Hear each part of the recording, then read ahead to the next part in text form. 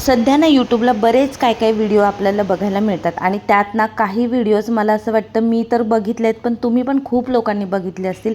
ते म्हणजे मॅनिफेस्टेशन.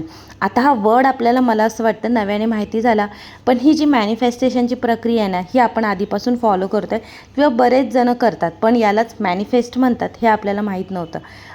असंच काहीतरी ना मी पण मॅनिफेस्ट केलं होतं आणि ते कंप्लीट झालं. बघा कसं ते सांगते. तोपर्यंत ना आज ना आम्हाला म्हणजे सुतक लागलं होतं आम्हाला आणि ते आज संपणार होतं. तर गावी गेले होते दशक्रिया विधीसाठी आणि मला जाताना सांगून गेले होते की आज देवघर वगैरे छान मस्त क्लीन करायचं. आता हे मला पण माहिती होतं किंवा असतं, मी पण केलं असतं, पण अहोंचं जरा देवघर किंवा देव वगैरे पूजा वगैरे या सगळ्यांमध्ये थोडंसं एक्स्ट्रा माझ्यापेक्षा जास्त तिकडे लक्ष असतं किंवा त्यांना आवडतात या सगळ्या गोष्टी. म्हणून मग ते अशा काही गोष्टी असतील त्या स्पेसिफिक मला सांगून जातात की हे करायचं आहे, असं करायचं आहे, जरी मला माहिती असलं तरी पण. मग म्हटलं चला आज देवघर सकाळी तर नाही करायला घेतलं मी, कारण सकाळी मुलांचं स्कूल वगैरे या सगळ्यामध्ये वेळ निघून गेला आणि म्हटलं पूर्ण देवघर साफ करायचं आहे तर थोडा वेळ पाहिजे. म्हटलं दुपारच्या वेळेस आपण शांततेत हे काम करूया. देवांचे कपडे वगैरे आधी धुवून ठेवले, त्याच्यानंतर मूर्ती वगैरे पण सगळ्या छान क्लीन करून घेतल्या. आणि मूर्ती वगैरे साफ करायला ना मी भैया पावडर वापरते. आधी पितांबरी वापरायची, पण एकदा दुकानात पितांबरी अवेलेबल नव्हती म्हणून मग मी भैया पावडर घेऊन आले आणि एकदा भैया पावडर वापरली ना त्याच्यानंतर खरंच म्हणजे त्याच्याने एवढे खूप छान वगैरे क्लीन होतात देवाचे जे पण काही भांडे वगैरे असतील ना किंवा देवांच्या मूर्त्या वगैरे, ते सगळं व्यवस्थित साफ करून घासून वगैरे घेतले आणि देवघर वगैरे छान क्लीन करून घेतलं. आणि हे देवघर आहे ना, हे मी आणि मिस्टरांनी आम्ही दोघांनी मॅनिफेस्ट केलं होतं की जेव्हा पण आपण कधी घर बनवू, रिनोव्हेट करू, कसं करणार, घरात रिनोव्हेट काय काय चेंजेस करणार काय वगैरे हे तर माहिती नव्हतं, हे तर पूर्ण ठरलं नव्हतं, पण देवघर कसं असणार हे माझं ठरलं होतं. दुपारची वेळ होती ना त्याच्यामुळे दिवा वगैरे काही लावला नाही, फक्त जे काही आपले देवांच्या मूर्त्या वगैरे त्या व्यवस्थित सगळं जागेवर ठेवून घेतलं. आणि मग आता म्हटलं चला थोडंसं चहा पिऊन घेऊया. हर्षला मला स्कूलला आणायला जायचं होतं, पण अजून थोडं 10-15 मिनटं टाईम होता आणि द्वितीला पण अभ्यास करून करून कंटाळा आला होता, कारण सध्या एक्झाम पिरियड चालू आहेत. त्याच्यामुळे दिवसभर अभ्यास करू नाही तर न करू, दिवसभर बऱ्यापैकी टाईम पुस्तकं बुक्स वगैरे समोर असतात मुलांच्याही आणि आपल्याही. मग म्हटलं चला थोडंसं चहा घेऊया, थोडासा ब्रेक होईल. आम्ही दोघींनी मस्त चहा एन्जॉय केला. तसं तर ना रोज आमच्याकडे यावेळेस कधीच चहा बनत नाही. इवन द्वितीला पण मी कधी चहा देत नाही. संध्याकाळी मिस्टर जेव्हा ऑफिसवरून येतात ना संध्याकाळी 7ला वगैरे, त्यावेळेस आमच्याकडे चहा बनतो. पण आज जरा खूपच कंटाळा आला होता, काहीतरी जरा फ्रेश होण्यासाठी पाहिजे होतं, म्हणून मग थोडासा चहा घेतला आणि आता मी निघाले होते हर्षला स्कूलला आणायला.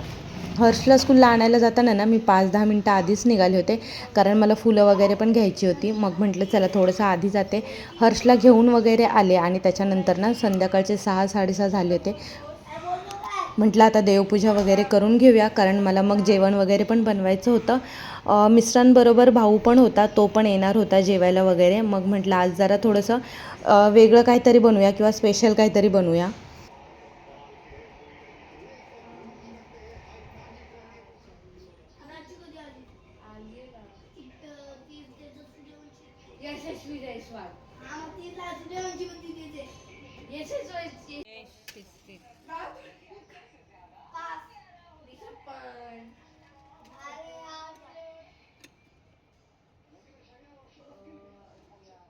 स्वामींचा फोटोही देवघराच्या समोरच स्वामींचा फोटो लावलेला आहे, मग त्या फोटोची पण पूजा वगैरे करून घेतलं. आणि आज स्वामींसाठी मला चाफ्याचं फूल मिळालं नव्हतं, त्याच्यामुळे मग गुलाबाचंच फूल वाहिलं. आणि बघा जेव्हा देवघर बनणार ही माझी इच्छा होती ना की असं बनणार, त्याच्यामध्ये ना देवघराला घंटी लावून घेणार ही पण माझी एक इच्छा होती. कसं लावणार, किती लावणार, काय डिझाईन करायची हे माहीत नव्हतं, पण जेव्हा पण मी देवघर बनवेल त्याला अशा 2-4 तरी घंट्या ॲड करेल, ही माझी त्यातली एक मेन इच्छा होती.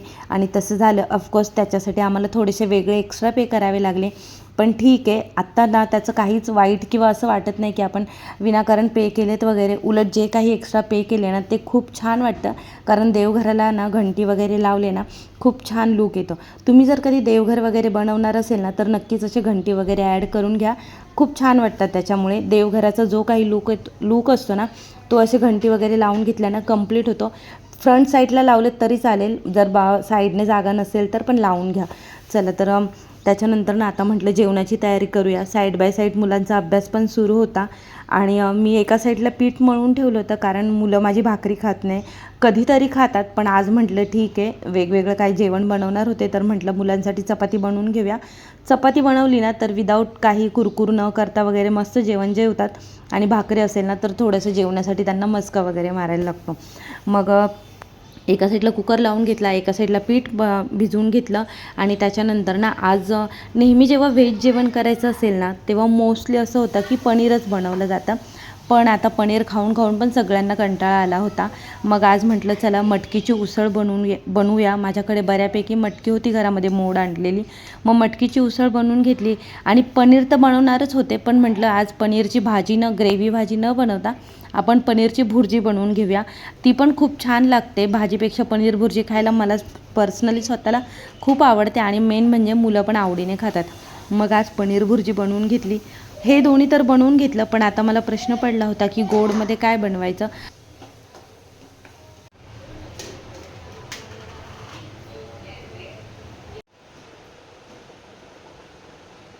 बराच वेळ विचार केला आणि नंतर मग ना एक मेनू माझ्या डोक्यामध्ये डिसाईड झाला. त्याच्या आधी ना म्हटलं आता मुलांचे एक्झाम सुरू होणार होते, म्हटलं त्यांचं टाईम टेबल आहे ना कॅलेंडरवर लिहून घेऊया. कारण कॅलेंडरवर लिहिलेलं असेल ना तर ते समोर सारखं येत राहतं, कारण की किचनमध्येच कॅलेंडरवर लावलेलं असतं आणि मी 90% टाईम मला असं वाटतं की किचनमध्येच असेल.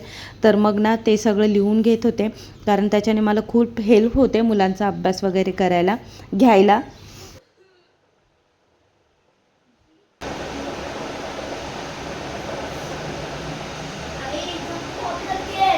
बऱ्याच दिवसांपासून ना मोबाईलमध्ये एक रेसिपी सेव्ह केली होती आणि बऱ्याचदा ती रेसिपी ना शॉर्ट्समध्ये वगैरे बनवताना बघितली होती.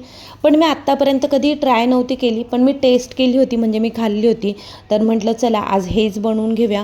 माझं ठरलं होतं की फ्रूट कस्टर्ड बनवायचं आणि याच्यासाठी ना मी फ्रूट कस्टर्ड पावडर जी मिळते ना ती खूप आधीपासून मी घरात आणून ठेवली होती.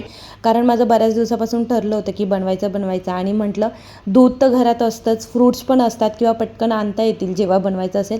पण कस्टर्ड पावडर पण म्हटलं जेव्हा ऑनलाईन सामान वगैरे मागवते ना मग त्यावेळेस म्हटलं मागवून घेऊया. कस्टर्ड पावडर मागवून ठेवली होती.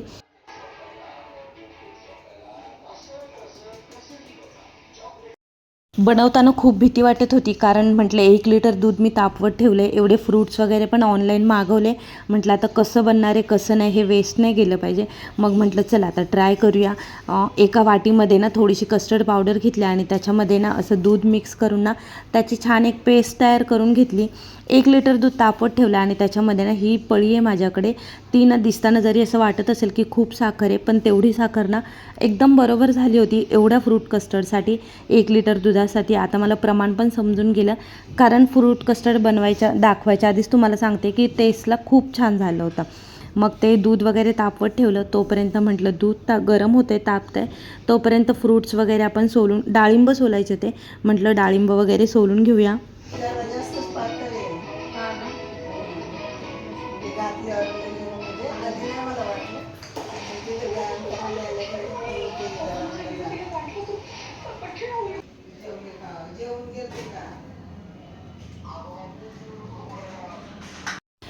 डाळिंब सोलून झालं. त्याच्यानंतर ना मग ग्रेप्स कट करायला घेतले.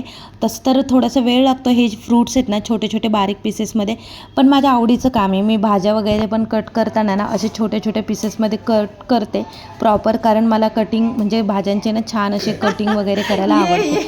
त्याच्यानंतर भाऊ आणि मिस्टर आले होते. तो ऑलरेडी ना घरात आला होता आणि त्याला कळालं की मी व्हिडिओ शूट करते किंवा त्याच्यामुळे तो मुद्दाहून परत बाहेर गेला आणि परत घरात आला. आणि येताना माझ्यासाठी एवढं सगळं सामान आणलं होतं. आईने गावावरून ना कांदे आणि बरंच काही काही उन्हाळ्याचं वाळवण्याचं जे काही सामान असतं ना ते पाठवलं होतं. कढीपत्त्याचं झाड,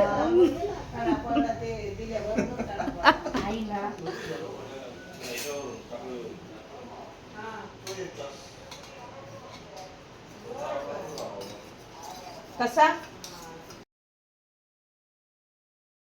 वाटीमध्ये जे काही फ्रूट कस्टर्ड पावडर टाकून मी पेस्ट बनवली होती ना ती मी ह्या दुधामध्ये टाकून घेतली आणि परत 5 मिनटासाठी हे दूध ना गॅसवर उकळवायला ठेवलं, कारण स्लाईटली ते थोडंसं घट्ट व्हायला पाहिजे असतं. तर मग त्याच्यासाठी परत मी ते गॅसवर ठेवलं आणि हे पोहोचले होते. मला त्याचं पण टेन्शन आलं होतं, कारण ऑलरेडी त्यांना यायला लेट झाला होता. माझं फ्रूट कस्टर्ड बनायलाही लेट होत होतं. म्हटलं चला जे बनेल जसं बनेल तसं सर्व करूया. मस्त फ्रूट कस्टर्ड एका बाउलमध्ये काढून घेतलं. त्याच्यामध्ये ना जे काही फ्रूट्स कट केलेले होते ना ते सगळे टाकून घेतले. ॲपल, ग्रेप्स, बनाना, केळीचे ना काप थोडे मी गोल गोल कट केले होते, ते ना असे चौकोनी बारीक कट करायला पाहिजे होते.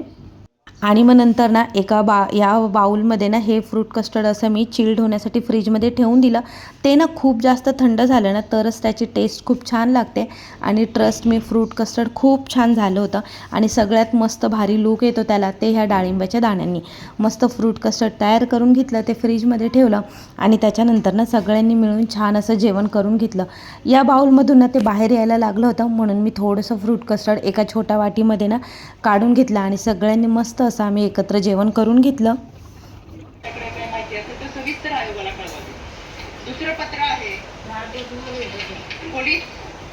तुम्ही कधी बनवलं नसेल ना तर नक्कीच ट्राय करून बघा. या उन्हाळ्यामध्ये ना आईस्क्रीमला हा एक उत्तम छान पर्याय होऊ शकतो. आणि चला तर आजच्या ह्या माझ्या छानशा फ्रूट कस्टर्ड बरोबर आणि जेवणाबरोबर ना माझा आजचा व्हिडिओ मी इथेच संपवते. होपचं व्हिडिओ तुम्हाला आवडला असेल आणि माझं देवघर पण आवडलं असेल. व्हिडिओ आवडला असेल तर व्हिडिओला लाईक करा, चॅनलला सबस्क्राईब करा आणि काही कमेंट्स असतील, काही सजेशन असतील तर कमेंट्समध्ये कळवा. चला तर भेटूया पुन्हा अशाच एका नवीन व्हिडिओसोबत. तोपर्यंत स्टे ट्यून. बाय.